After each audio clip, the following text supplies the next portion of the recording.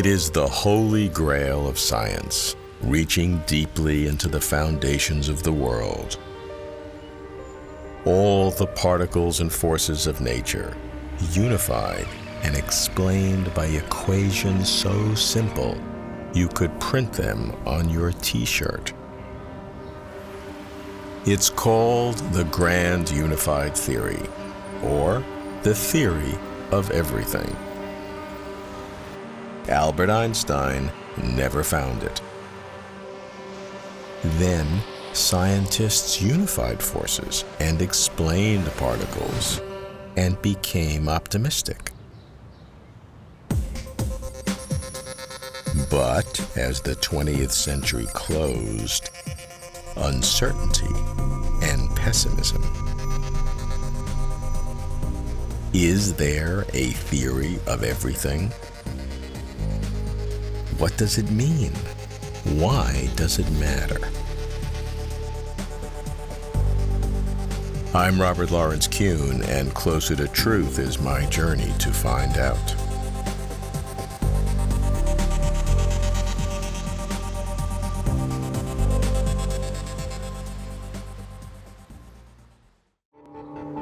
There is no one with whom I would rather begin my journey than Steven Weinberg, who helped craft the Standard Model, the current theory of elementary particles.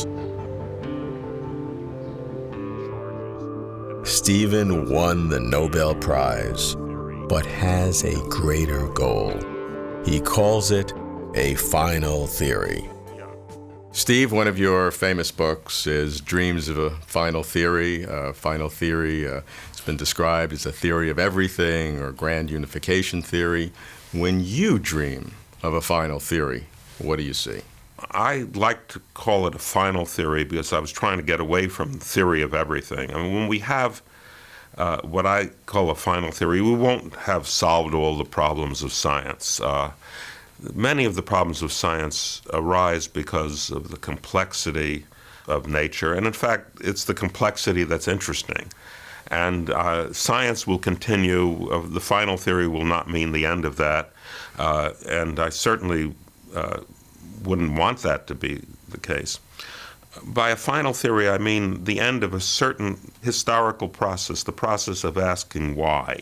We see what nature is like around us, and we ask why, and we explain things in terms of atoms and molecules and the forces that act on them. And we ask why are those things true, and we explain those in terms of a deeper theory, the Standard Model of elementary particles. And if we bring gravity into it, we also have Einstein's general theory of relativity, and that is the answer to the question why about gravity.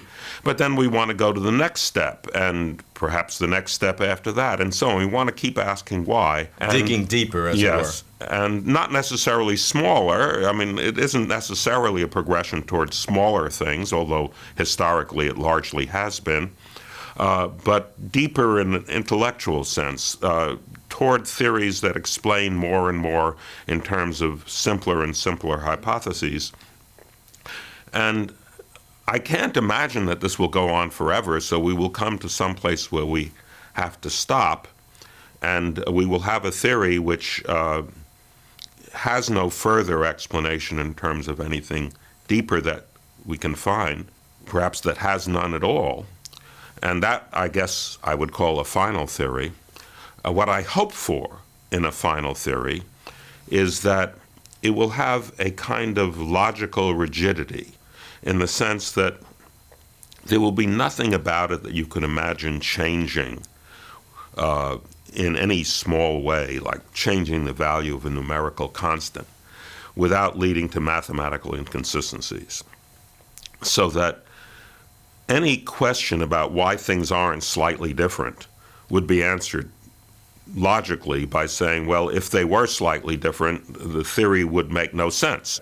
Our present theories have that quality of logical rigidity to a certain extent, and that's what we find beautiful about them. That's why we regard them as real accomplishments. You've said that it is possible to imagine a final theory that doesn't have a deeper explanation, but it is not possible to imagine a final theory that does not need a deeper explanation. Yes, and this is because whatever final theory we come to, we will never be able to show is logically the only possible theory, because there is always the possibility of another theory, as, for example, a theory where there's only one particle in the universe, nothing ever happens, that is logically possible, cannot be excluded on the grounds of logic, but does not describe the real world. So I think the old hope of building all of our understanding of nature on pure reasoning is doomed. That cannot be. However, I should add that the other logically possible theories that we can imagine, which show that the final theory cannot rest on pure logic, are all impoverished. It may be that the final theory we come to can be shown to be the only possible theory, logically possible, mathematically consistent theory, which is rich enough to allow for the existence of beings who would ask questions about it. Steven's final theory would be concise and elegant, explaining the fundamental building blocks of the universe, particles and forces, perhaps space and time, so precisely that any deviation would be false. I should step back. Ask about reality, the thing to be explained.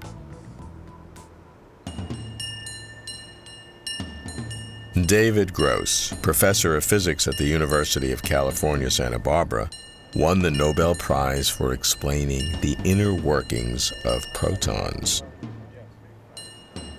What about explaining the inner workings of reality? Or calculation. David, can you help me? I like to define reality as a physicist would. An experimentalist would define reality as that one can measure or observe. A theoretical physicist, such as myself, would actually define reality as that we can calculate.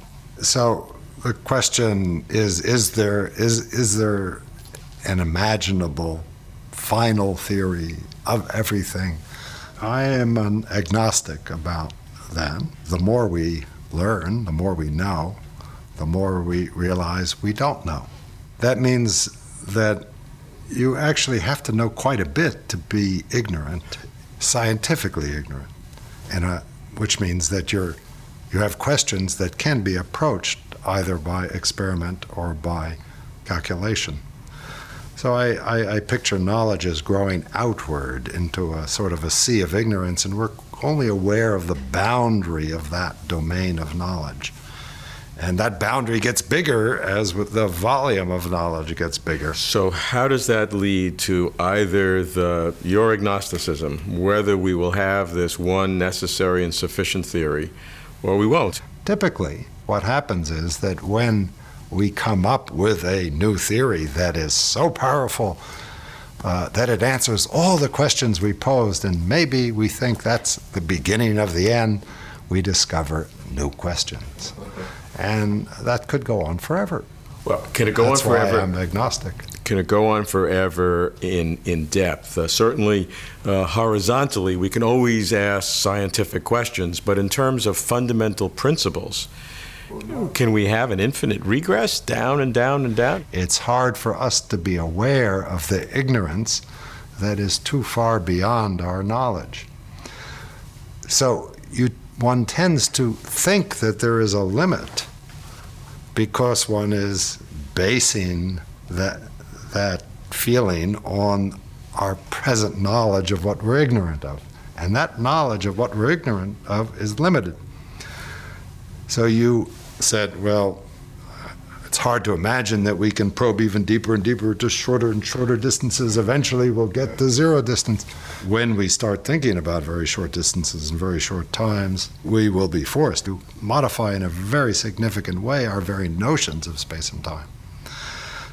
So it's quite possible that when we are forced to change and revise our attitudes about space and time at what we now call very short distances, that will allow us to raise totally new questions whose nature we can't imagine now. The questions are almost as interesting often than the answers. And the questions are almost as difficult to discover as the answers to those questions. So I have no illusion that I can imagine all the questions that people will be asking 100 years from now.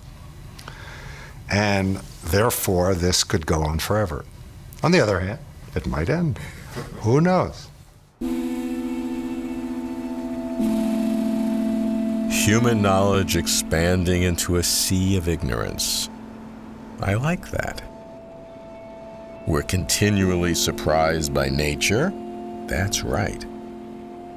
But I cannot imagine deeper and deeper theories going on forever. That makes no sense. I want to know how the world works. Are there other ideas for a final theory? I go to Stanford to meet Robert Laughlin, who won the Nobel Prize in solid-state physics. That gives him a different perspective. What's his take on final theories? I meet Bob in his home. Bob, I'm a bit awed of what physicists do when they talk about a so-called final theory, unifying all the forces. Is there a legitimate hope of truly getting a final theory? Well, I'm a physicist too, so I hope so. However, there's some bad news. The bad news comes from understanding how matter works. When matter is organizing itself, it makes laws, which is good. It makes the laws, and it doesn't depend on the details. The laws always come out to be the same. And you can predict things with them. But the bad news is those laws blind you to the underlying microscopic causes. Why? Well, because it doesn't matter what they are, the laws that you actually measure would always be the same. We call this process renormalization in physics. It's a technical term.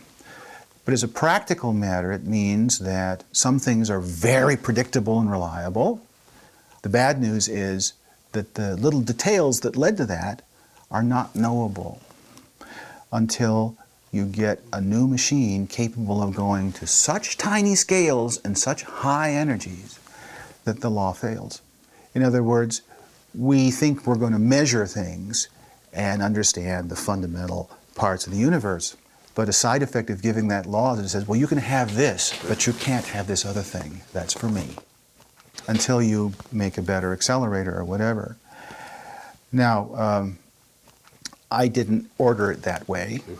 Probably I would have been happier as an intellectual man had I been able to see through this wall. But that wasn't the way it is.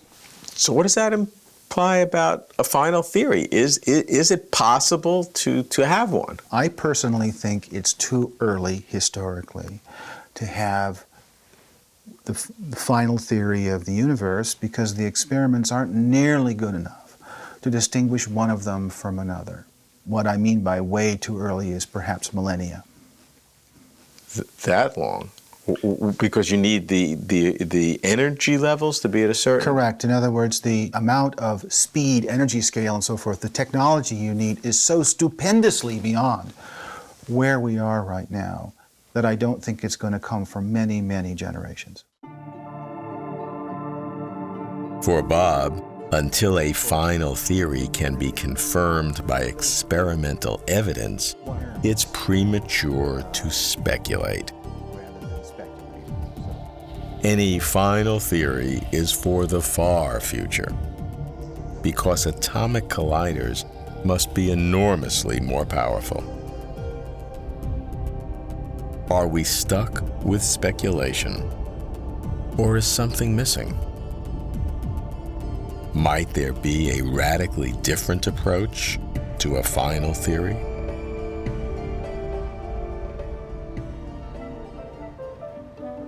I go to Boston to meet Steven Wolfram, a physicist and software entrepreneur who set the scientific world on edge with his new kind of science. Steven's bold intuition was that simple rules engender great complexity. But can simple rules explain the entire universe? I'm sort of hopeful that sometime in the next limited number of decades, we may actually be able to sort of hold in our hands the ultimate rule for the universe. So the thing that I've been very curious about, kind of whether there might be a simple rule that corresponds, that can reproduce all of the richness of physics as we see it, and so on.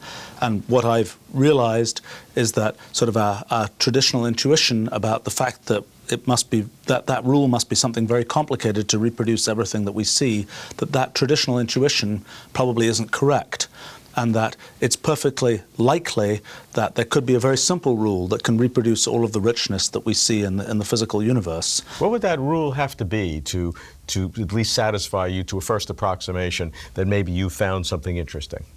Well, so this rule, if it's a simple rule, it's something that's sort of beneath space, beneath time, beneath all of the things that we normally think of as being obvious aspects of our physical universe.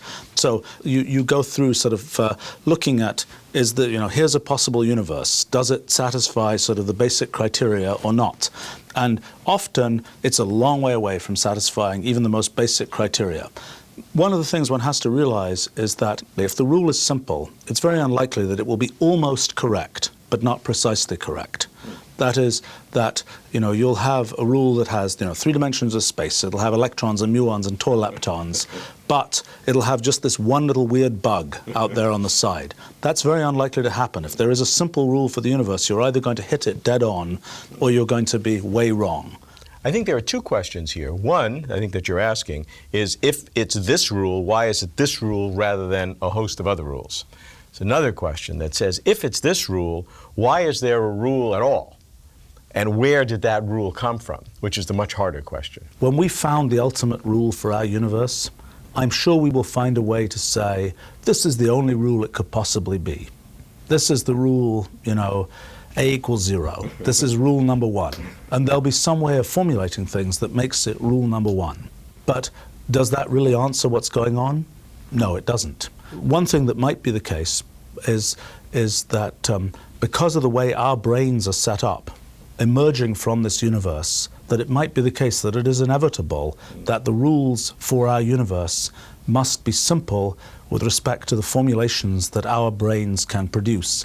I don't think that's in fact a correct argument. I think there's a sort of a more fundamental issue of whether the rules for our universe are simple that sort of goes beyond the details of our particular brains and our particular formulation of those rules. It is sort of perhaps in a sense, the most fundamental fact about theoretical science is that there is at least some order in the universe. It could be the case that the universe was utterly orderless and ruleless, but it is not. Given that there is some order in the universe, can that turn into a very simple rule that will be sort of the explanation for our whole universe, or will it be a more complicated rule? If it turns into a simple rule, why that rule and not another rule? We're a couple of 100 years away from being able to answer that, at least based on the course of scientific history to date.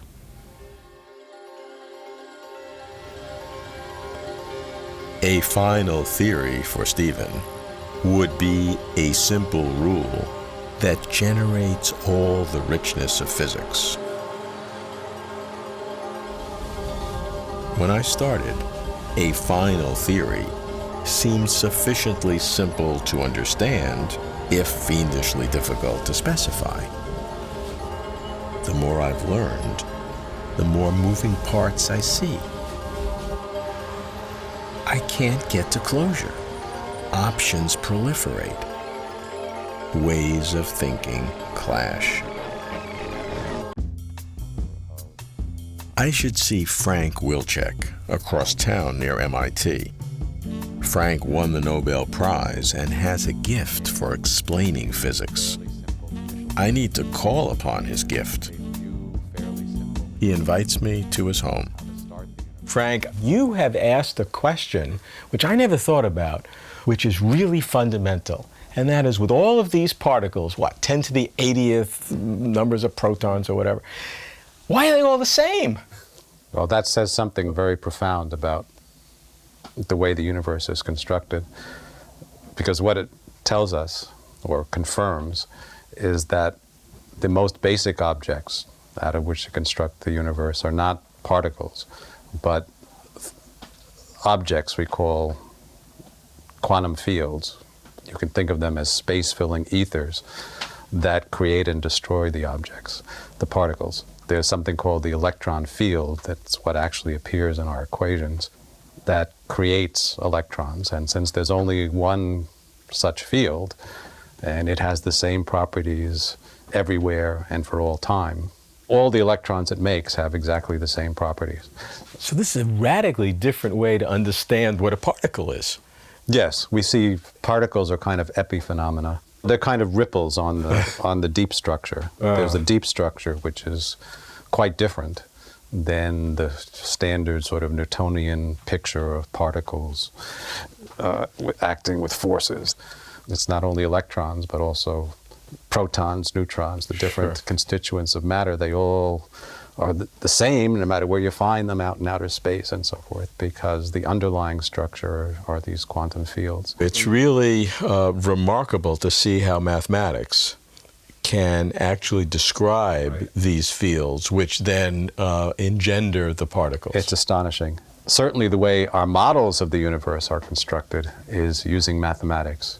There are a few very precise, in a certain way simple, mainly beautiful equations that describe the laws. They have a lot of symmetry. Most ways you could think of changing them make them worse or inconsistent. And when you add to that a bit of information about conditions in the early universe, that it started out very hot and almost but not quite completely uniform with fluctuations, you get a universe emerging that in broad strokes resembles ours on this large-scale structure, and we have plausible, although not detailed, pictures of how from these fluctuations, the structures, galaxies and stars and planets eventually emerge, as well as, of course, a detailed account of the interactions among elementary objects that's sufficient to do chemistry and biology and all those things. So, yeah, it's all mathematics, and this takes on a life of its own. The equations have this marvelous way of giving you more than you put in. And there are loose ends. We don't understand everything yet, and the equations maybe aren't quite as beautiful as they could be. But I don't think that central conclusion that the model of the world that really works is a mathematical model is going to change. I think that's here to stay. It's getting very hard to imagine how it will change very much, or how it can be explained in terms of anything simpler. So we're not there yet, but I think maybe we're getting there. So the most basic things are not particles, but quantum fields. That's why all particles are so perfectly the same. And what of the astonishing power of mathematics to model the physical world? Does this reveal a deeper reality? What's the prognosis? Will humanity find the final theory, explaining fundamental particles and forces, whether there is or is not a single theory that explains everything elemental, has implications beyond science? Either way, a new question arises which begs for explanation. If there is only one way that the world had to be, why is this one way so suited for human life? Or, if there is no one way that the world had to be, why is our world so suited for human life? Answers split into two camps: multiple universes or some kind of purpose. I cannot imagine any other possibility that's closer to truth.